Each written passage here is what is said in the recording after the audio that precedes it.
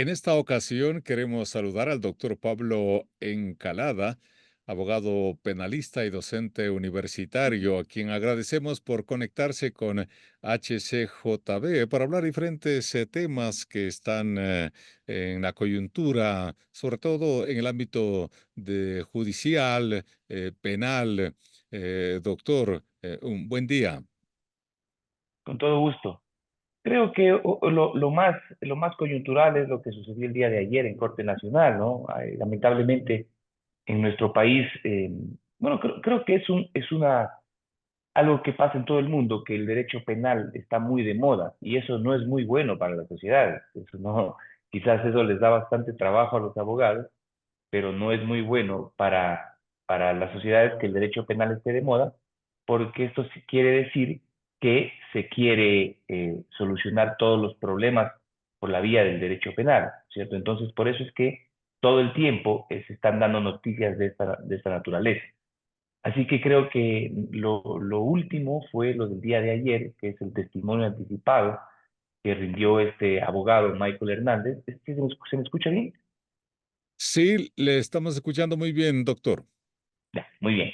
Les decía del testimonio anticipado del día de ayer que dio este abogado Michael Hernández, que era un director de la escuela judicial, ¿cierto? En el Consejo de la Judicatura, es la máxima autoridad de capacitación de la escuela judicial, creo que también era director de algún posgrado en alguna universidad, y que dentro de estos casos, purga, plaga, metástasis que lleva la fiscalía, en uno de estos casos, dio ayer un testimonio anticipado. Y en este, él lo que hace es hace unas revelaciones en las cuales principalmente habla de haber dado sobornos a dos jueces de la Corte Nacional, ¿no es cierto? Entonces, claro, esto deja con una sensación bastante, un sinsabor, porque es otra vez la Corte Nacional metida en estos líos, ¿no es cierto? En estas relaciones bastante complicadas, que si bien la ciudadanía ya de por sí tiene desconfianza en el sistema de justicia, creo que esto da más la razón de por qué hay esa desconfianza. ¿Podría explicarnos las diferencias entre algunas especialidades, ¿no? Con el derecho constitucional, porque también eso se están dando algunos datos en estos días, el derecho penal, el rol de la fiscalía y hasta dónde más o menos puede ir el rol de la fiscalía en todos estos procesos?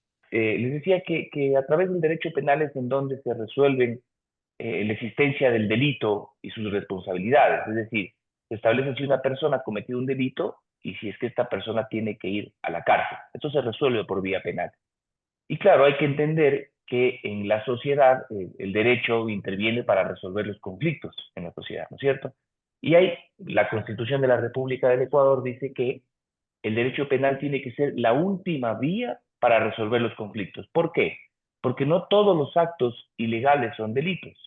Si bien todos los delitos son actos ilegales, no todos los actos ilegales son delitos, sino que los actos ilegales tienen que resolverse por otras vías, por vía del derecho civil, por vía del derecho constitucional, por vía de familia, etcétera. Pero solo al final, el último recurso que tiene que utilizar el Estado es el derecho penal.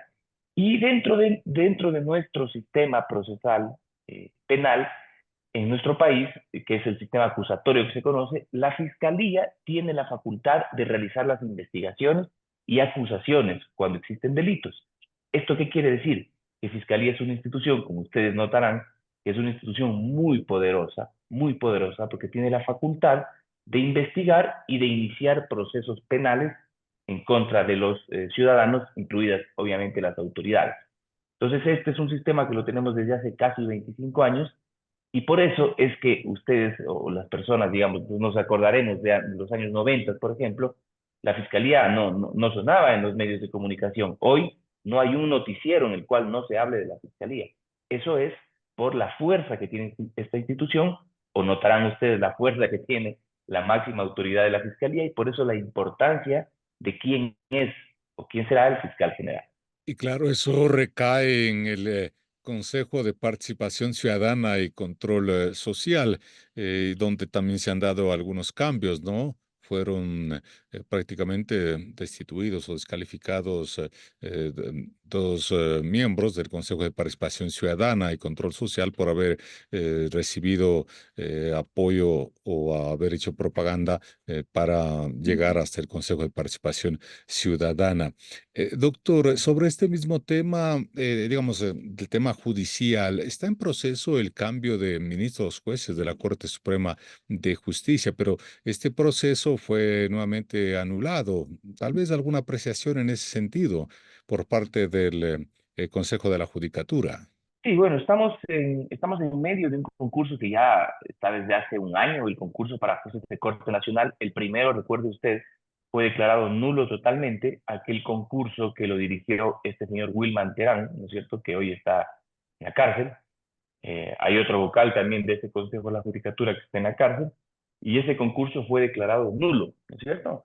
Luego vino un nuevo Consejo de la Judicatura, se realizó otra vez este procedimiento, este concurso, pero otra vez, ¿no es cierto?, hubo ciertas dudas respecto a la realización del mismo, y lo que hizo el Consejo de la Judicatura, este último, es declarar la nulidad desde un momento, desde las pruebas de confianza que se llaman, porque habían contratado a una empresa que no tenía la suficiente experiencia para realizar estas pruebas, que es una cuestión importantísima, ¿no es cierto?, de cara a elegir a las máximas autoridades de la función judicial, a los jueces de máxima instancia. Así que se ha retrotraído el concurso hasta ese momento. Claro que hay dudas respecto de la continuidad del mismo, pero por otro lado hay una necesidad enorme, urgente, de que la Corte Nacional cuente ya con jueces definitivos.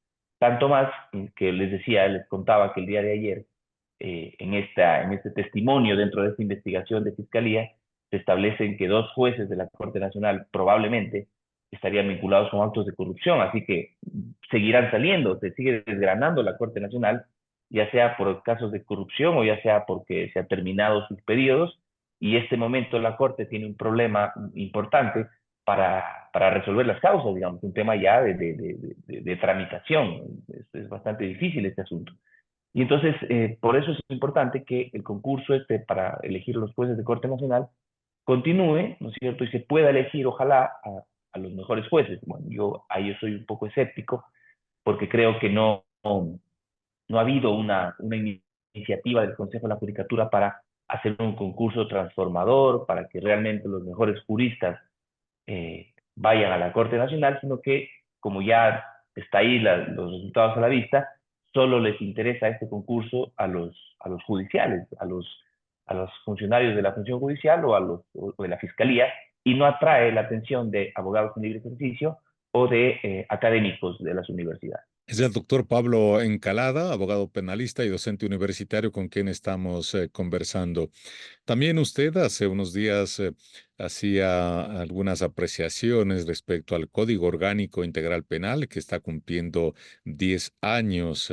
¿Qué podríamos destacar? ¿Algunos aspectos positivos o qué le falta a este código? Sobre todo en su implementación, doctor. Sí, hace pocos días se celebró, digamos, en este año, en estos meses se ha celebrado los 10 años de la existencia del Código Orgánico Integral Penal, que fue en su momento digamos, una reforma novedosa, porque lo que se hizo en este código es compilar en un solo cuerpo normativo, en un solo libro, todas las normas penales en el país. Pero claro, esta norma, el Código Penal, concita la atención de la gente en general, ¿no es cierto? La gente pasa preocupada de los temas penales y obviamente también de los legisladores. Y esto tiene que ver con muchas razones, pero creo que la principal es la crisis de seguridad que tenemos en el país, ¿no es cierto? Porque todos los ciudadanos, de alguna manera, digamos, estamos preocupados de esto. Creo que es la principal causa de preocupación de los ciudadanos, la seguridad. Y de parte de los políticos hay esta creencia equivocada, de los ciudadanos también, pero y de los políticos también, de que las reformas penales nos van a dar mayor seguridad, ¿no es cierto? Y entonces ahí tenemos el caso de que el Código Orgánico Integral Penal debe ser la norma más reformada en el país. Tiene un promedio de 2 reformas por año. La última que tuvimos es a partir de la consulta popular, recientemente este año, ¿no es cierto?, en la cual el presidente de la República nos propuso el aumento de penas, un aumento considerable en varios delitos, y eso la ciudadanía cree, lamentablemente, que eso sirve para combatir el crimen, ¿no es cierto? Y esto es realmente una falacia que lo que termina haciendo es defraudando a la confianza de la gente, ¿no es cierto? Porque el sicario no va a dejar de cometer delitos porque hoy lo sanciona con pena de 26 años y mañana lo sanciona con pena de 30 o de 35, ¿cierto? O de 40. El sicario comete los delitos independientemente de la pena que se aplica. Entonces, este código ha sido reformado tantas veces, siempre de manera populista, represiva, es decir, aumentando las penas, reduciendo garantías, siempre represivo, y los resultados están a la vista. Entonces, yo lo que digo es, después de 10 años, ¿no será que la solución a la criminalidad no pasa por la reforma de la ley penal? ¿No será que intentamos otras cosas? Porque si no, ya de una vez pongamos cadena perpetua o ejecución o pena de muerte para todos los delitos, a ver si se reducen los delitos. Y la respuesta es no, esto no va a suceder. Y también a raíz de la consulta popular, la policía y las Fuerzas Armadas están con luz verde para el uso progresivo de la fuerza. Estaba aún preparándose el reglamento para aquello. Esto también desde el derecho penal, ¿cómo se percibe? Les decía que hay una creencia, eh, creo que un poco a partir de voces populistas, de generadores de opinión o de políticos, que le hacen creer a la ciudadanía que el derecho o que hay leyes pro delincuentes o que el derecho no le permite actuar a la policía. Y eso no es verdad. De hecho, el uso progresivo de la fuerza ha estado siempre en la ley.